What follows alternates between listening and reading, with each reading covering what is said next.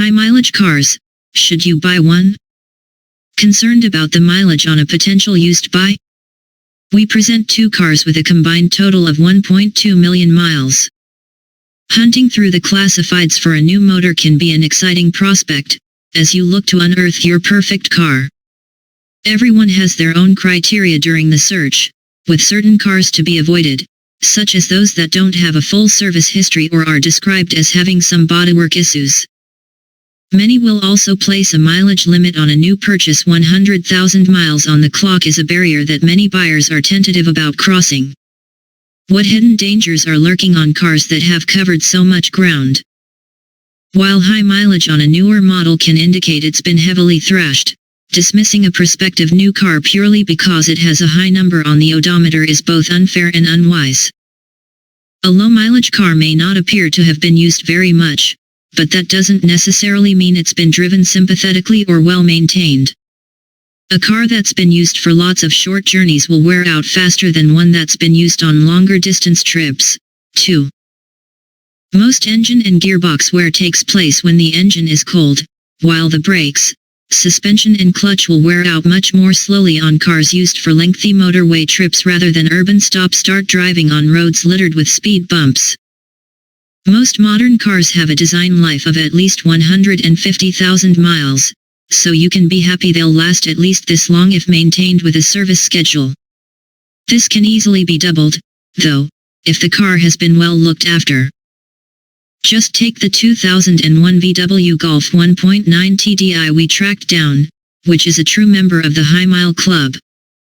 With more than 500,000 miles on the clock, it never missed a beat during the week-long road test we gave it.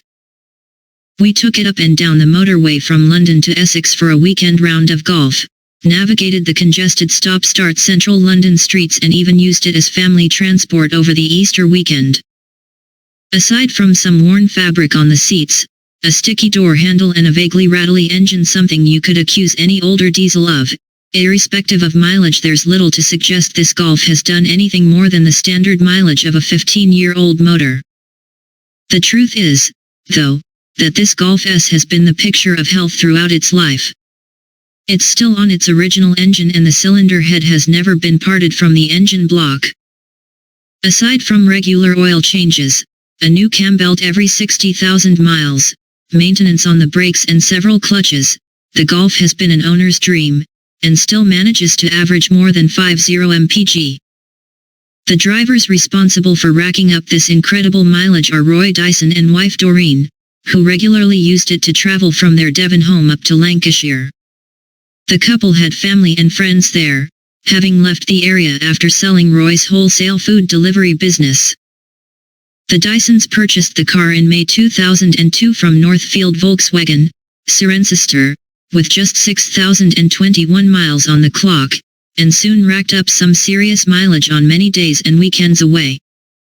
By the end of 2002, the Golf was on 30,000, and just over 2 years after purchase, it crossed the 100,000 barrier.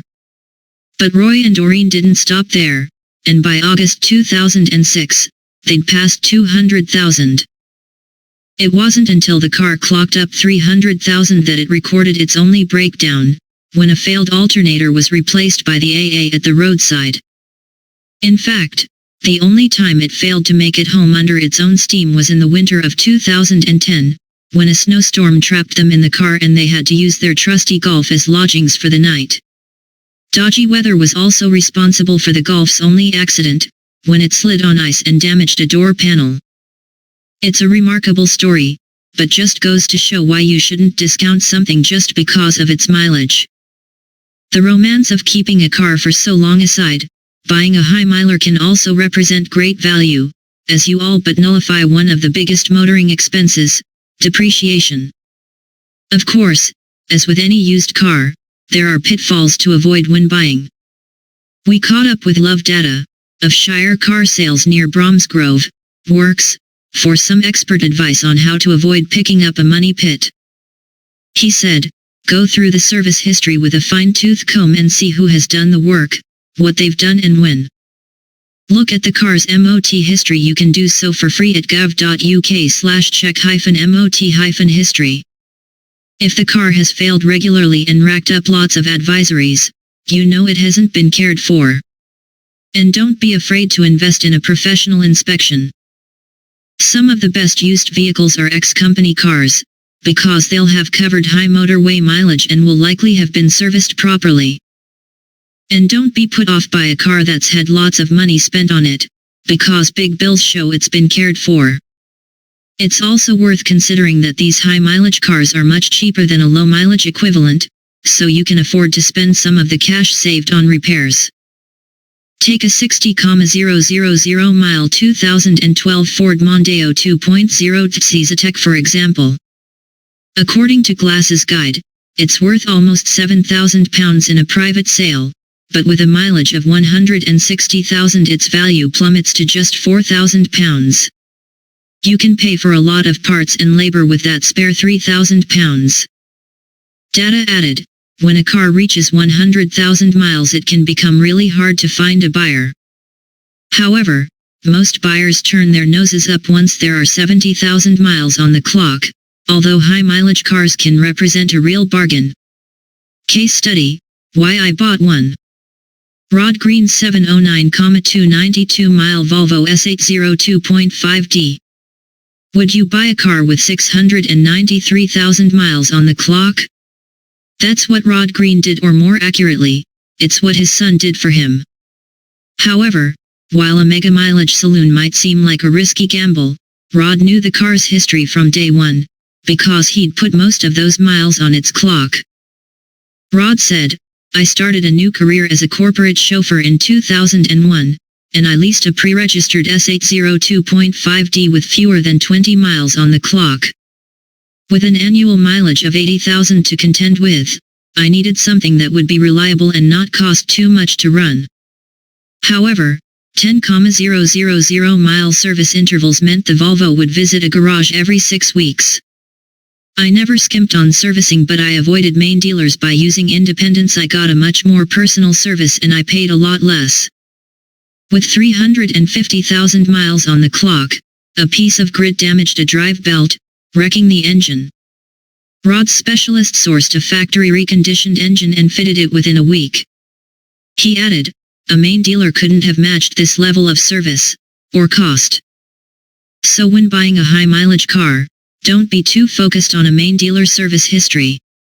What matters is that it's been maintained properly using high-quality parts. If that's by a recognized specialist, that's fine. At the end of its 4-year lease period, Rod bought the Volvo for £1,000, eventually selling it in 2009, by which point it had covered almost 600,000 miles. When Rod recently retired, his son presented him with his original S80, which he'd bought back as a gift. Rod added, by now, the car had done almost 700,000 miles and it was still running superbly on the clutch I'd had fitted with the replacement engine. But it was looking a bit scruffy and its cosmetics would have put off many buyers, never mind the mileage. The S80 proved a great buy as cheap, comfortable transport, though. The Volvo has now done 709,000 miles and has needed a new alternator, while the suspension has been overhauled. Rod concluded, I'd like to see 1 million miles on the odometer, but as my annual mileage is now just 5,000, I don't think it's going to happen.